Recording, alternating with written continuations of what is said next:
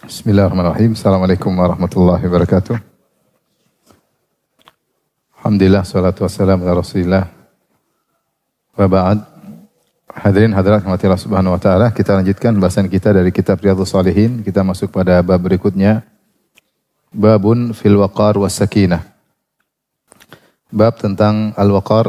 Waqar itu kondisi seseorang yang tenang, yang membuat orang segan kepadanya, ya.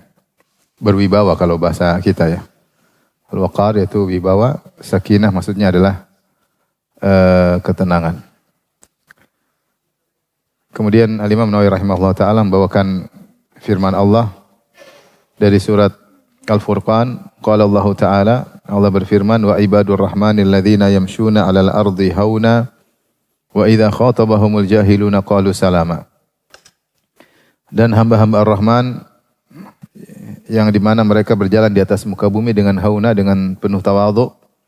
Wa idza khatabahumul jahilun, kalau mereka diajak berbicara oleh orang-orang jahil, qalu salama, mereka berkata salaman.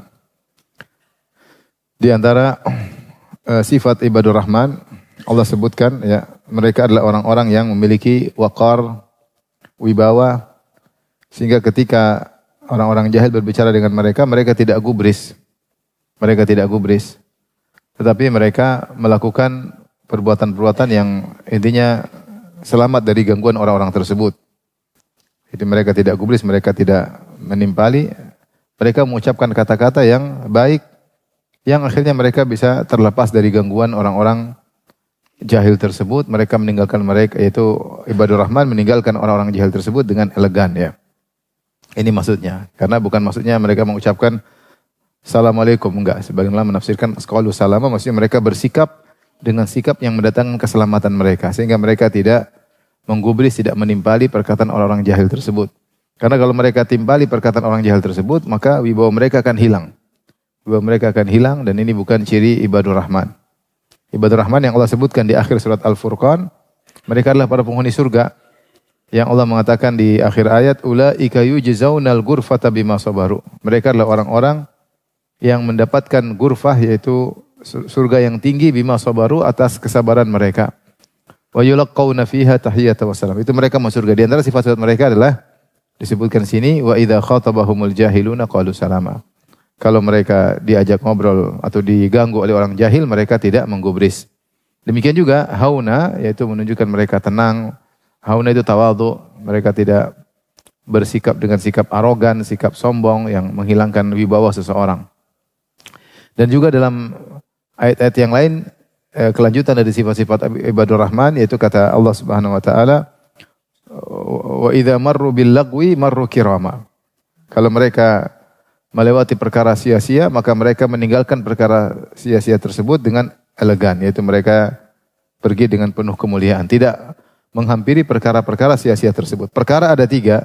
Pertama, perkara yang dianjurkan, perkara yang dianjurkan, ya, itu kebaikan. Yang kedua adalah perkara maksiat, ya. Dan ketiga adalah perkara yang sia-sia. Perkara yang sia-sia. Dia hukum asalnya mungkin mubah, boleh, tetapi dia sia-sia, tidak ada faedahnya. Bukan maksiat, tetapi sia-sia. Dan di antara sikap wibawa seseorang, kalau ada perkara sia-sia, dia tidak nimbrung di situ. Dia tidak menghabiskan waktunya untuk perkara sia-sia, dia tinggalkan. Itu baru perkara sia-sia, apalagi kalau perkara maksiat. Oleh karena di antara ciri-ciri orang-orang yang beruntung, kata Allah, qad aflahal mu'minun alladzina hum fi shalatihim khashi'un walladzina hum 'anil lagwi mu'ridun. Sungguh beruntung orang-orang yang beriman, yaitu orang-orang yang khusyuk dalam salat mereka, walladzina hum 'anil lagwi mu'ridun, dan mereka berpaling dari perkara sia-sia. Mereka berusaha berpaling. I'rad itu artinya berpaling. Kalau perkara sia-sia tersebut ke arah utara, dia ke arah selatan. Kalau arah sia-sia tersebut ke arah timur, dia ke arah barat. Dia berpaling menjauh. Tetapi kalaupun ngepasi, ternyata dia tidak bisa menghindar, ternyata harus melewati perkara sia-sia tersebut, marru kirama, maka dia pun meninggalkan dengan penuh elegan. Agar menjaga wibawanya, karena ini adalah ciri hamba-hamba yang bertakwa kepada Allah Subhanahu wa taala. Maka ini dituntut oleh seorang untuk menjaga harga dirinya, menjaga wibawanya dengan tidak nimbrung perkara yang sia-sia, yang tidak ada manfaatnya, tidak ada faedahnya, Dan kalau diganggu oleh orang jahil tidak usah dikomentari. Tidak usah digubrisi ya. Ucapkan kata-kata yang kalaupun harus menjawab, ucapkan kata-kata yang menunjukkan agar dia selamat bagaimana caranya ya. Ada yang misalnya mengata-ngatai dia, syukran, assalamualaikum. Intinya tidak usah terlalu digubris. Karena kalau dia gubris, dia bantah, dia kemudian terbawa, dia terpancing, akhirnya wibawanya menjadi hilang. Dan demikian kita dapati sebagian orang wibawanya jadi jatuh karena dia menggubrisi orang-orang jahil. Bikin statusnya mungkin bagus, digubrisi orang jahil, kemudian dia ikut mengomentari komentar tersebut. Akhirnya dia sibuk berdebat dengan orang jahil. Bisa jadi yang ajak debat tersebut ternyata akhwat. Bisa jadi bencong. Bisa jadi anak kecil. Kemudian dia tenggelam dalam perdebatan, dalam komentar, percuma, tidak ada faedahnya. Maka seorang yang menghargai dirinya, menghargai waktunya, dia tinggalkan hal-hal tersebut agar dia memiliki sifat waqar, wibawa. Kemudian juga as-sakinah, sakinah ketenangan. An-Nawawi berkata babun fil waqar was sakinah, bab tentang kewibawaan dan sakinah ketenangan. Itu isyarat bahwasanya orang yang wibawa itu bukan orang yang banyak gerak, lihat sana lihat sini, gerakan yang tidak tertentu. Itu dia tenang dalam berbicara, dalam bersikap, dalam mengambil keputusan, dia tenang, tidak tergesa-gesa, tidak terburu-buru, tidak asal-asalan. Tapi kalau dia gerak sana gerak sini, lihat sana lihat sini, tidak ada henti, sibuk sana sibuk sini, maka ini hilang wibawanya karena dia sering terjebak pada perkara yang tidak ada manfaatnya. Tidak ada manfaatnya. Sehingga berbicara ceplas-ceplos, tidak dipikirkan terlebih dahulu, tidak direnungkan terlebih dahulu dampak dan akibatnya. Orang wibawa tidak demikian. Sebelum dia berbicara dia pikirkan dampaknya apa. Sebelum dia menulis statement dia pikirkan dampaknya apa. Dia renungkan baru kemudian dia membuat statement sehingga terjaga ucapannya, terjaga sikapnya, terjaga tingkah lakunya. Adapun orang yang tidak tenang, ya gerak sana gerak sini, ini bukan orang yang berwibawa. Maka ada keterkaitan antara wibawa dengan sakinah, dengan ketenangan. Ya. Tentunya dia melakukan ini semua karena Allah, ya bukan karena ingin dihormati oleh manusia. Ya. Perhatikan ini amal soleh. Seorang meninggalkan perkara sia-sia, seorang berbicara, berpikir sebelum berbicara. Ya ini dia lakukan karena Allah, bukan karena ingin dihormati oleh manusia. Kalau ingin dihormati manusia berarti dia niat duniawi. Niat duniawi. Kalau dia niatkan karena Allah, Allah akan memberikan wibawa kepada dirinya sehingga orang akan segan kepadanya. Ya sebagaimana kita segan kepada para ulama ya. Meski mereka tidak berniat untuk demikian, Allah berikan ya. Adapun seorang kemudian melakukan hal-hal supaya dia dianggap hebat ya, seperti sulit untuk ditemui, kalau ditemui seakan sulit sekali sehingga menjadi suatu yang wow, ini tidak benar seperti ini. Ini menyelisih sunnah. Mencari kewibawaan bukan dengan cara yang sesuai sunnah. Nabi tidak demikian, tapi dia orang yang sangat berwibawa. Para ulama tidak demikian, mereka adalah orang yang sangat berwibawa. Adapun men-setting agar terlihat wow, terlihat hebat, ya, kemudian ada tim-tim yang seakan-akan wibawa, maka ini bukan karena Allah Subhanahu wa taala. Bukan karena Allah Subhanahu wa taala. Seorang wibawa karena Allah Subhanahu wa taala. Ini bisa jadi ada seorang sudah ikhlas kepada Allah, ternyata orang tidak menghargainya. Seperti dalam hadis, ketika Rasulullah SAW sedang bersama para sahabat, tiba-tiba ada seorang yang lewat, kemudian Rasulullah mengatakan, "Ma taquluna fi hadza?" Bagaimana menurut kalian tentang orang ini? Maka sahabat berkata, "Hadza hariyun innaka in khataba an yunkah." Ini orang kalau ngelamar pasti diterima. Karena dia orang kaya, orang terkenal, min asyrafil nas, termasuk orang-orang mulia. Semua orang hormat sama dia, segan sama dia. Sehingga orang ini kalau melamar pasti diterima. Kalau memberi rekomendasi pasti diterima. Wa in takallama an yustama ilaih. Kalau dia berbicara pasti didengar. Kemudian murra bin Nabi sallallahu alaihi wasallam atau marra bin Nabi sallallahu alaihi wasallam rajulun min fuqara'il muslimin. Kemudian lewat lagi orang miskin. Rasulullah tanya lagi kepada para sahabat, "Ma taquluna fi hadza?" Bagaimana menurut kalian tentang orang kedua? Maka sahabat berkata, "Hadza hariyun in khataba alla yunkah." Orang kedua ini kalau dia melamar pasti ditolak. Karena apa? Miskin. Kalau kasih rekomendasi pasti tidak diterima. Wa in takallama, kalau ngomong alla yustama ilai, tidak didengar. Ada yang bilang gue banget itu. Ngelamar ditolak mulu. Kata Rasulullah SAW, "Hadza," ini yang kedua, "khairun min mil'il ardi min hadza." Yang orang kedua ini lebih baik daripada sepenuh bumi orang yang pertama. Maksudnya wibawa Allah terkadang kasih, terkadang Allah tidak kasih. Yang penting orang ikhlas karena Allah Subhanahu wa taala. Lihat orang kedua ini orang miskin, tidak ada yang hormat sama dia, tidak ada yang segan sama dia, kalau ngelamar ditolak. Tetapi ternyata di sisi Allah dia sangat mulia. Contohnya Uwais Al-Qarani. Uwais Al-Qarani pun demikian. Uwais Al-Qarani bahkan dituduh yang tidak-tidak. Ya. Orang miskin, tidak ada yang mandang dia. Ternyata dia, kata Nabi, khairut tabi'in. Sebaik-baik tabi'in adalah Uwais Al-Qarani. Artinya orang mencari kewibawaan boleh. Tapi harus karena apa?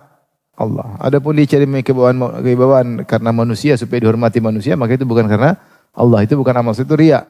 Itu riya, ingin dihormati, ingin disanjung, ingin dipuja-puja. Disetting sehingga dia suatu sosok yang luar biasa, maka ini bukan karena Allah Subhanahu wa taala. Baik.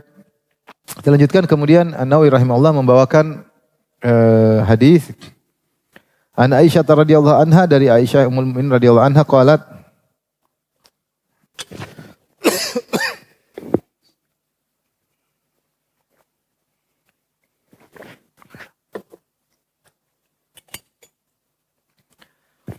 dari Aisyah radhiyallahu anha, beliau berkata, "Ma ra'aitu Rasulullah sallallahu alaihi wasallam mujtami'an qad dhahikan." Aku tidak pernah melihat Nabi sama sekali tertawa terbahak-bahak. Itu berlebihan dalam tertawa. Hatta tura minhu lahawatuhu, tertawa sampai terlihat daging di mulutnya, itu bagian dalam langit-langitnya, atau bagian daging dari mulut setelah kerongkongan. Itu tidak pernah terbuka lebar mulutnya ketika tertawa. Inna makana tabassam. Rasulullah SAW tersenyum. Ini kebanyakan Nabi tersenyum ya. Tetapi dalam hadis yang lain Rasulullah SAW terkadang tertawa hatta badat anyabuhu, sampai terlihat gigi taringnya. Berarti Rasulullah tertawa ya, terbuka giginya. Tapi tidak sampai mulutnya terbuka, Nabi tidak demikian ya. Muttafaqun alaih. Adapun lahawat, jam'u lahat wa hiya lahma allati fi aqsa saqafil fam. Yaitu daging yang paling ada di ujung langit-langit mulut ya. Itu yang dekat amandel ya, daging itu namanya lahawat ya. Adapun kalau orang tertawa terbahak-bahak mungkin terlihat daging tersebut. Adapun Nabi SAW beliau tertawa, namun beliau kalau tertawa tidak sampai demikian. Kebanyakan yang dilakukan oleh Nabi adalah kasirut tabassum. Rasulullah SAW suka tersenyum. Sampai sahabat mengatakan, tidaklah aku berpapasan dengan Nabi kecuali tabassama, kecuali Rasulullah SAW tersenyum. Rasulullah SAW sering tersenyum. Padahal dengan berbagai macam kondisi yang beliau hadapi, berbagai macam problematika hidup yang beliau hadapi, berbagai macam urusan kaum muslimin yang beliau hadapi, tapi beliau murah senyum. Kepada saya murah senyum. Dan beliau terkadang tertawa ya. Tertawa, dan beberapa hadis menunjukkan beliau tertawa ketika ada kejadian yang lucu, maka Rasulullah tertawa, terlihat gigi taring beliau, menunjukkan beliau terbuka mulutnya, terlihat giginya dan tertawa. Tetapi beliau tidak pernah tertawa sampai terjungkal-jungkal, sampai terbahak-bahak, itu beliau tidak pernah. Seakan-akan Imam Nawawi berkata rahimahullah ta'ala, di antara hal sunnah yang kita lakukan adalah tertawa tidak sampai terbahak-bahak. Tertawa terbahak-bahak menghilangkan ketenangan, menghilangkan kewibawaan. Menghilangkan apa? Kewibawaan.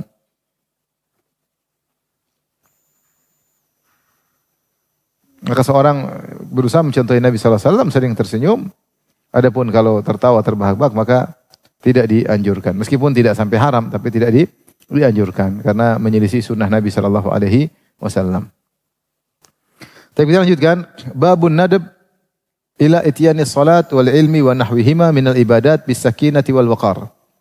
Bab dianjurkannya untuk datang menuju salat atau majelis ilmu atau yang semisalnya, yaitu majelis-majelis kebaikan, minal ibadat, dari ibadat-ibadat yang kita lakukan ya. Tatkala haji, tatkala umrah, tatkala salat, tatkala menghadiri majelis ilmu, mendatanginya dengan penuh ketenangan, bis sakinah wal waqar, dengan penuh ketenangan. Kemudian Imam Nawawi rahimahullah membawakan ayat, yaitu firman Allah, "Wa may yu'azzim dzalika wa may yu'azzim sya'airallah fa innaha min taqwal qulub." Siapa yang mengagungkan syiar-syiar Allah, maka ini termasuk dari ketakwaan hati. Yaitu beliau ingin mengingatkan bahwasanya salat adalah syiar Allah, haji syiar Allah, majelis ilmu adalah syiarnya Allah. Maka datangilah dengan penuh penghormatan, dengan tenang, tidak terburu-buru, tidak tergesa-gesa. Tetapi datangilah dengan penuh ketenangan. Jadi salah satu bentuk dari pengagungan terhadap syiar Allah Subhanahu wa taala, sehingga tidak tergopoh-gopoh ya. Sunnahnya demikian. Kemudian beliau membawakan beberapa hadis atau dua hadis. Hadis yang pertama, wa an Abi Hurairah radhiyallahu anhu qala sami'tu Rasulullah sallallahu alaihi wasallam yaqul, aku mendengar Rasulullah sallallahu bersabda, kata Abu Hurairah, aku mendengar Rasulullah sallallahu bersabda, idza uqimatis salat fala ta'tuha wa antum tas'aun. Jika telah diiqamatkan salat, maka janganlah kalian datangi salat dalam kondisi tergesa-gesa, terburu-buru. Tergesa-gesa. Wa'tuha wa antum tamshun, tapi datangilah dalam kondisi berjalan. Itu berjalan yang wajar, bukan juga lambat-lambat, bukan juga berlari-lari, tapi berjalan yang wajar, yang masih tetap terjaga ketenangan. Ketenangan bukan berarti berleha-leha, santai, enggak. Jalan menunjukkan kegesitan, tapi tidak sampai pada tahapan berlari-lari. Ya. Meskipun sudah diiqamatkan salat. Wa alaikumus sakinah, maka hendaknya kalian tenang. Fama adraktum fasallu, maka apa yang kalian dapati, maka salatlah. Wa ma fatakum fa'atimmu, adapun yang kalian luputi maka sempurnakanlah. Muttafaqun alaih. Muttafaqun alaih. Hadis riwayat Bukhari dan Muslim. Zada Muslim fi riwayatin, dalam riwayat yang lain dalam Sahih Muslim, fa inna ahadakum idza kana ya'midu ila salati fa huwa fi salatin. Sungguhnya salah seorang dari kalian kalau sedang berjalan menuju salat, sungguhnya dia sudah dinilai sedang salat. Dinilai sedang salat. Maksudnya Rasulullah ingatkan agar dia tetap menjaga ketenangannya ketika menuju salat. Maka seorang berjalan dengan salat ada adabnya. Ada adabnya, ya. Dan tidak boleh begini ketika sedang menuju salat, karena dia sedang dalam kondisi salat, dianggap sedang salat. Seperti seorang yang menunggu salat satu ke salat berikutnya dianggap sedang salat, maka adabnya tetap dijaga. Maka dia berjalan dengan tenang, tidak berlari-lari, tidak tergopoh-gopoh. Yang didapati, alhamdulillah, yang tidak didapati disempurnakan. Ini dalil kita mengagungkan salat, sehingga untuk berjalan menuju salat kita perlu adab, ya. Syekh Muhammad bin Wahab punya buku judulnya Adabul Masyi ila Salat. Adab berjalan menuju salat. Bahwasanya salat itu adalah perkara yang agung, sehingga kita menuju salat pun perlu adab. Di antaranya tidak tergesa-gesa. Kata Nabi, wa alaikumus sakinah, hendaknya kalian tenang. Taib. Yang dimaksud dengan idza uqimatis salat, jika diiqamatkan salat, itu kita dengar iqamat salat. Salat sudah diiqamatkan, didengar. Ini dalil bahwasanya sebenarnya mengatakan qomat boleh pakai mikrofon luar, boleh. Karena di sini dikatakan iqamatis salat, berarti orang dari luar dengar. Ya, kalau azan jelas dengar dari luar. Tapi di zaman Nabi juga ada iqamat yang terdengar sampai luar. Entah mereka iqamatnya keras atau di pintu-pintu. Mungkin tidak seperti azan di atas, tapi intinya iqamatnya didengar. Zaman dulu tentunya hening. Tidak ada kendaraan, tidak ada bunyi-bunyi, sehingga dengan jarak ratusan meter pun tetap kedengaran. Ya, sehingga kalau telah digerakkan salat, kemudian kalian dengar, maknanya kalian dengar, fala ta'tuha, maka sudah qomat, maka janganlah kalian mendatangi salat wa antum tas'aun, dan kalian dalam kondisi berlari. Sa'yu di sini bukan seperti yang dalam firman Allah, ya ayyuhalladzina amanu idza nudiya lis-salati min yaumil jum'ati fas'au ila dzikrillah wa dzarul bai'. Wahai orang beriman, jika dikumandangkan azan Jumat, yaitu azan yang kedua, kalau ada azan pertamanya, yaitu azan yang hendak ada khutbah, fas'au ila dzikrillah, maka sa'yulah atau bersa'yulah menuju khutbah. Zikrullah maksudnya khutbah. Wa dzarul bai', dan tinggalkanlah jual beli. Bukan maksudnya berlari-lari. Berusahalah, maksudnya tinggalkanlah segala kegiatan agar kau bisa menuju salat. Itu wa dzarul bai'. Maka ditafsirkan dengan setelahnya wa dzarul bai', tinggalkan jual beli. Beda dengan sini, wa antum tas'aun, sini yang dilarang adalah berlari-lari. Sama-sama disebut sa'yu, tapi yang sa'yu yang diperintahkan dalam salat Jumat, maksudnya kalau sudah dikumandangkan azan, bertanda imam akan segera berkhutbah, maka tinggalkanlah segala kegiatan, maka berjalanlah menuju ke masjid. Bukan disuruh lari, tapi segera menuju ke masjid. Suruh masjid, ya. Adapun di sini maksudnya jangan berlari-lari, tapi jalanlah dengan tenang menuju ke salat. Kemudian kata Nabi SAW, fama adraktum fasallu. Kalau kalian dapati, maka salatlah. Apa yang kalian luput, maka sempurnakan. Sempurnakan. Taib. Kalau seorang masuk di masjid, kemudian dia dapati imam sedang sujud di rakaat kedua. Apa yang dia lakukan? Maka dia takbir dulu. Dia bukan takbir dulu masuk. Karena sholat itu dibuka dengan takbiratul ihram. Maka dia Allahu Akbar, berdiri, langsung sujud. Jadi Allahu Akbar, langsung kemudian apa? Sujud. Tidak usah tunggu berdiri. Rugi sujud, nggak dapat rakaat. Nggak ada ruginya. Antum sujud dapat pahala. Meskipun tidak terhitung rakaat tapi dapat pahala. Kata Nabi SAW, innaka lan tasjud sajdatan lillah illa rafa'allahu bika darajah wa hatta anka biha khati'ah. Tidaklah engkau sujud satu sujud saja karena Allah, kecuali kau diangkat derajatnya dan akan dihilangkan dosanya. Maka sujud saja. Tapi harus dibuka dengan takbiratul ihram. Allahu Akbar. Demikian juga kalau kita dapat imam sedang ruku, jangan langsung Allahu Akbar. Tidak boleh. Para ulama sepakat atau pendapat yang benar adalah takbiratul ihram tidak boleh dilakukan kecuali dalam kondisi berdiri. Tidak boleh dilakukan kecuali dalam kondisi berdiri. Jadi kita Allahu Akbar, baru kemudian ruku. Dulu ada sahabat yang semangat, dia ruku, kemudian dia jalan dalam kondisi ruku. Menuju ke shaf, agar dapat rakaat. Rasulullah mengatakan, zadakallahu hirsan wala ta'ud. Semoga Allah menambahkan semangat bagimu dan jangan kau ulangi. Tapi intinya, salat dibuka dengan takbiratul ihram. Apapun kita dapati makmum, dapati imam, kita langsung menuju ke gerakan yang kita sedang dapat imam. Dia sedang ruku, sedang sujud di antara dua, duduk di antara dua sujud, sedang tasyahud, langsung ikuti imam. Tapi ini yang pertama.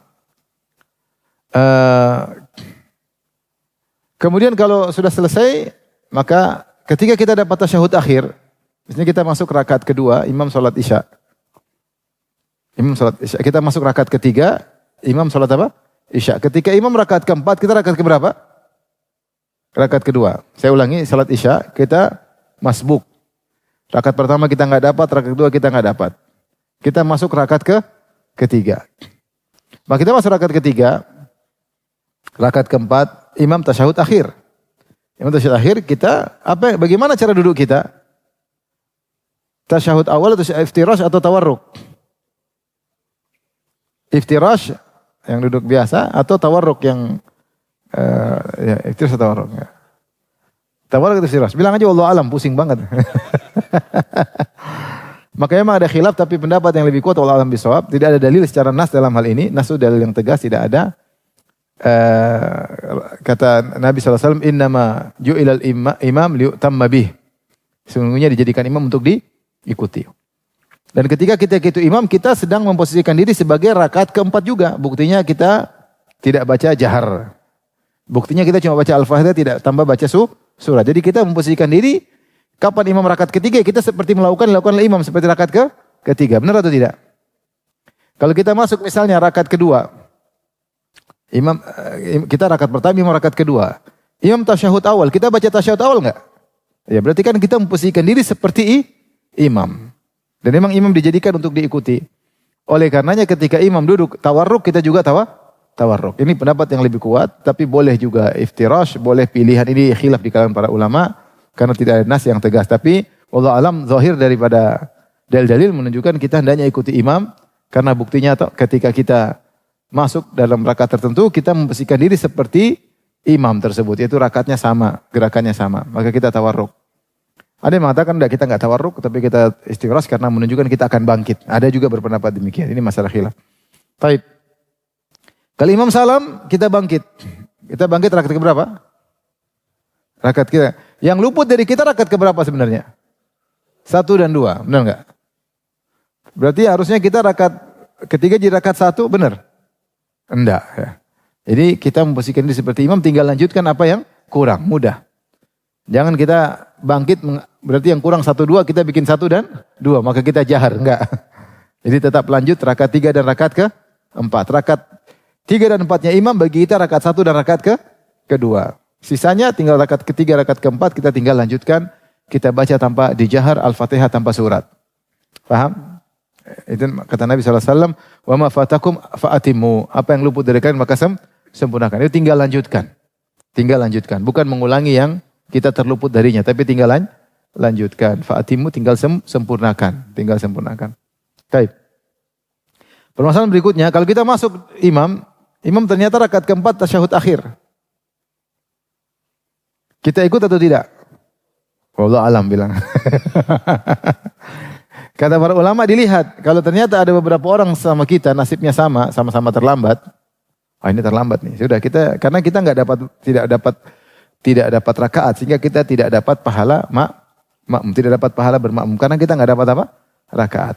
Maka lihat kondisi, kalau ternyata di sekeliling kita ada orang-orang yang nasibnya sama terlambat, mending kita tunggu imam selesai baru kita bikin jamaah kedua. Jamaah kedua. Selama itu bukan hal yang kita sengajai, bukan jamaah tandingan. Kalau jamaah tandingan tentu dilarang. Setiap imam selesai datang jamaah kedua, imamnya beda. Ini jamaah tandingan, ini bikin perpecahan. Tapi kalau ternyata bukan jamaah tandingan dan itu namanya orang-orang sering terlambat, maka kalau dia tahu ini rakaat keempat, sudah tasyahud dia tidak bakalan dapat rakaat, mending dia tunggu jamaah kedua. Baru kemudian sholat lagi jamaah kedua. Tapi kalau tidak ada orang, ya udah ikut aja. Mudah-mudahan tetap dapat pahala ya, karena sudah berusaha bermakmum. Kalau tidak ada orang, ya sudah dia masuk aja, duduk tasyahud, tinggal kemudian dia lanjutkan 4 rakaat. Paham? Baik. Yang jadi perhatian kita di sini yaitu Rasulullah mengatakan kalau berjalan menuju salat alaikumus sakinah. Maka seorang ketika berjalan menuju salat kalau berusaha berzikir, berusaha berbicara yang baik ya, menuju salat karena tadi kata Nabi, fa inna ahadakum idza kana ya'midu ila salat, sungguhnya salah seorang dari kalian ketika berjalan sedang menuju salat, fa huwa fi salat, dia sedang salat. Dia sedang salat. Maka kalau kita keluar dari rumah naik mobil menuju masjid ya kita usahakan yang bermanfaat. Kita tetap menjaga adab kita. Entah kita zikir, entah kita baca Quran, entah kita berbicara yang bermanfaat. Bukan berbicara yang ngawur, bukan lihat yang tidak-tidak ya, karena kita sedang salat. Karena kita sedang salat. Karena Rasul anggap sedang salat. Sebagaimana orang yang menunggu salat berikutnya dianggap sedang salat. Dan ini menunjukkan pentingnya tetap beradab menuju salat. Tapi hadis kedua, Ibnu Abbas radhiyallahu anhuma, dari Ibnu Abbas radhiyallahu anhuma, annahu dafa'a ma'an Nabi sallallahu alaihi wasallam yauma Arafah, yaitu Ibnu Abbas dan Nabi berjalan meninggalkan Arafah. Dafa'a maksudnya meninggalkan Arafah bersama Nabi. Sepertinya Ibnu Abbas mungkin digonceng atau intinya bersama dengan Nabi. Fasami'an Nabi sallallahu alaihi wasallam wa ra'ahu zajran syadidan. Maka Rasulullah SAW mendengar suara di belakang beliau ada hentakan yang keras. Ayo. Wa darban wa sautan lil ibil. Ya, ada pukulan dan suara onta, yaitu ayo cepat. Ayo. Suruh jalan cepat. Ya. Maka fa asyara bi sautihi ilaihi, maka Rasulullah arahkan dengan cemetinya. Wa qala, Rasulullah arahkan ke belakang, kata Rasulullah SAW, ayyuhan nas alaikum bis sakinah, wahai manusia sekalian, hendaknya kalian tenang. Tidak usah buru-buru. Fa innal birra laisa bil idha. Kebaikan bukan dengan cepat-cepat. Kebaikan bukan dengan cepat-cepat. Rawahul Bukhari. Hadis riwayat Bukhari. Rawa Muslimun ba'dahu al-bir at-ta'ah. Dan Imam Muslim meriwayatkan sebagian daripada hadis tadi. Kata Imam Nawawi, al-bir maknanya at-ta'ah wal idha huwal isra. Yaitu kata Nabi bukan berarti ibadah yang terbaik yang cepat-cepat. Lakukanlah dengan tenang. Jadi Rasulullah SAW sunnahnya ketika berjalan dari Arafah menuju Muzdalifah, ini malam ini bagi jemaah haji ya. Mereka akan meninggal Arafah menuju mana? Muzdalifah. Sunnahnya dengan tenang. Ya. Tapi kalau sekarang susah, tenang-tenang. Tapi kalau pejalan kaki bisa. Tapi kalau kendaraan susah. Cepat-cepat, buru-buru. Kalau terlambat nggak dapat tempat. Muzdalifah cuma 3 kilometer. 3 kilometer sebenarnya mobil entah ribuan, ratusan ribu mungkin mobil. Banyak ya. Sehingga kalau terlambat sedikit nggak bisa masuk Muzdalifah. Maka biasanya cepat-cepatan. Biasanya buru-buru. Ya, karena kondisi darurat ya. Seharusnya kalau kondisi tenang, maka jalan dengan tenang. Dan kalau kita berjalan dari Arafah menuju Muzdalifah dengan jalan kaki bisa tenang. Ya, bukan berarti yang terbaik yang paling apa? Yang paling cepat. Ini dalam segala ibadah, bukan berarti tawaf yang terbaik atau tawaf yang paling apa? Cepat. Bukan berarti sa'i yang terbaik, yang tenang, tidak berlambat-lambat, tidak juga bercepat-cepat. Yang wajar aja. Yang wajar aja. Tidak juga memperlama, enggak. Rasulullah juga tidak tawaf lama-lama. Rasulullah juga tidak sa'i lama-lama. Ya biasa-biasa, wajar-wajar aja. Tapi bukan berarti yang paling cepat, yang paling baik. Maka Rasulullah mengatakan, fa innal birra laisa bil idha. Sungguhnya kebajikan bukan dengan cepat-cepatan. Ya. Ini dalil bahwasanya ketika melakukan ibadah seperti haji atau ke Muzdalifah maka tetap dengan sakinah. Oleh karenanya Al-Imam Nawawi rahimahullah ketika membawakan bab ini beliau mengatakan babun nadbi ila ityanis salat, bab dianjurkan untuk mendatangi salat wal ilmi dan mendatangi majelis ilmu dan yang semisalnya dari ibadat-ibadat yang lain bis sakinah wal waqar, dengan tenang. Di antaranya kata Imam Nawawi di majelis ilmu, maksud orang datang dengan tenang, dia merasa dia sedang memenuhi tujuan yang mulia, berjalan menuju majelis ilmu. Demikian juga seperti kebaikan-kebaikan yang lain. Kalau ada kebaikan-kebaikan yang lain, maka seorang berusaha menjaga adab menuju ke kebaikan-kebaikan tersebut. Tapi kita lanjutkan, babun fi ikramid dhaif. Bab tentang memuliakan tamu. Ad-dhaif kalau datang dalam syariat maknanya adalah tamu musafir. Tamu apa? Musafir. Meskipun zair, ada pun tamu yang datang ketemu main ke rumah itu namanya zair, namanya apa? Pengunjung. Namanya pengunjung. Jadi dia juga bagian daripada tamu, tetapi tamu-tamu yang wajib untuk kita atau disebutkan sunnah muakkadah untuk kita jamu adalah tamu yang musafir, yang dia datang sehingga dia tidak punya tempat singgah, maka dia punya hak untuk kita jamu, dia punya hak untuk kita jamu. Allah sebutkan dalam Al-Quran ada sikap menjamu seperti Nabi Ibrahim yang menjamu tamu-tamunya, dan juga ada sikap tidak menjamu seperti ketika Nabi Musa dan Nabi Khadir minta dijamu, malah tidak dijamu oleh orang-orang setempat. Tapi maka ini adalah perkara penting di antara adab yang kita mencari pahala dengan menjamu tamu. Ya, tamu pengunjung secara umum kita muliakan, apalagi kalau tamu tersebut musafir yang tidak memiliki tempat tinggal, kemudian dia minta dijamu, maka sebenarnya mengatakan wajib untuk dijamu atau sunnah muakkadah sangat ditekankan. Tapi kita bacakan qala Allah Ta'ala, Nawawi membawakan beberapa ayat sebelum hadis. Qala Allah Ta'ala, Allah berfirman, hal ataka hadithu dhaifi Ibrahim al-mukramin. Dan apakah telah datang kepada engkau tentang cerita tamu-tamu Nabi Ibrahim yang mulia. Tamu-tamu ini adalah para malaikat. Malaikat, ada yang mengatakan malaikat Jibril, Mikail, Israfil. Mereka malaikat datang untuk membinasakan kaum Nabi Lut. Kaum Nabi Lut alaihissalam. Karena kaum Nabi Lut melakukan praktek homoseksual. Maka mereka datang untuk menghancurkan kaum Nabi Lut. Namun sebelum mereka menghancurkan kaum Nabi Lut, mereka mampir di rumah Nabi Ibrahim. Di antara tujuan mereka adalah untuk mengabarkan bahwasanya Ibrahim akan punya anak dari Sarah setelah menanti penantian yang sangat panjang. Ya, bahwasanya Ibrahim akan punya anak dari Sarah namanya Ishak, wa mi wara Ishak Yakub, bahkan punya cucu dari Sarah itu namanya Yakub. Maka beberapa malaikat tadi datang menemui Ibrahim. Ibrahim tidak tahu, disangka itu manusia karena di antara sifat malaikat mereka bisa menjelma menjadi manusia dengan bentuk yang sempurna. Sehingga kalau orang lihat seakan-akan manusia. Datang dalam banyak ayat, dalam banyak hadis-hadis, malaikat menjelma jadi manusia. Dan Jibril alaihissalam sering menjelma jadi Dihya al-Kalbi, seorang laki yang tampan ketika menemui Nabi SAW. Terkadang Jibril juga menjelma jadi Arab Badui. Ya. Rasulullah hanya melihat bentuk Jibril yang asli 2 kali. Ketika Jibril menggantung di antara langit dan bumi, kemudian membuka sayapnya, dan sayapnya satu sayap dibuka menutup cakrawala, saking besarnya Jibril alaihissalam. Maka di antara sifat malaikat, mereka tasyakkul, mereka bisa menjelma. Jin juga bisa. Jadi siapa? Nyi Blorong. Mak Lampir sama si manis jembatan Ancol. Paling keren dikit.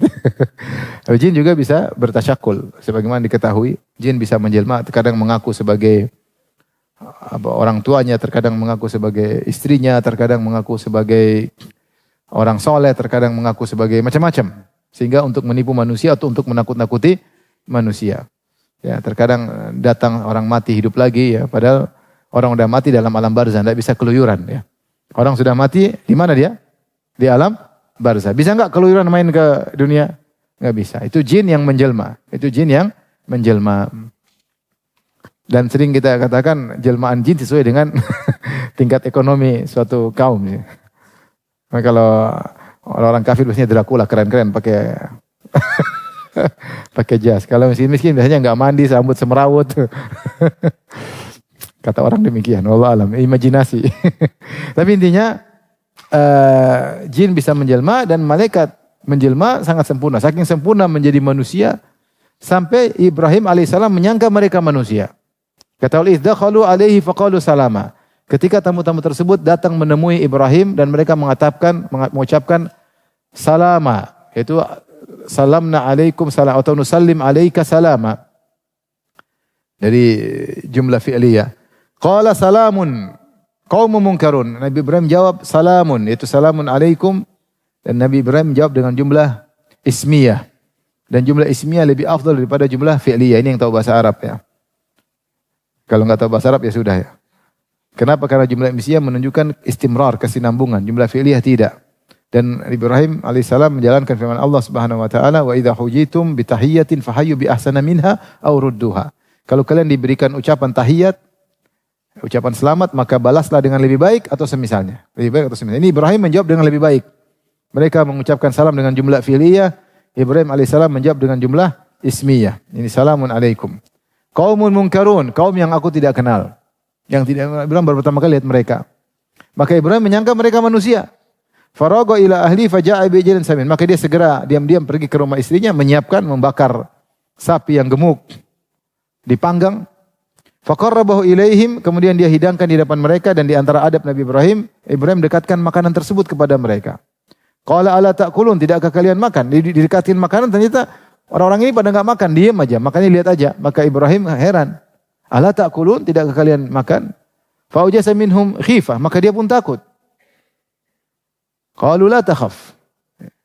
Jangan khawatir, kami ini adalah utusan-utusan Allah. Baru kemudian malaikat buka kartu bahwasanya mereka bukanlah manusia, tapi mereka adalah utusan Allah Subhanahu wa taala untuk menghabisi kaum Nabi Lut.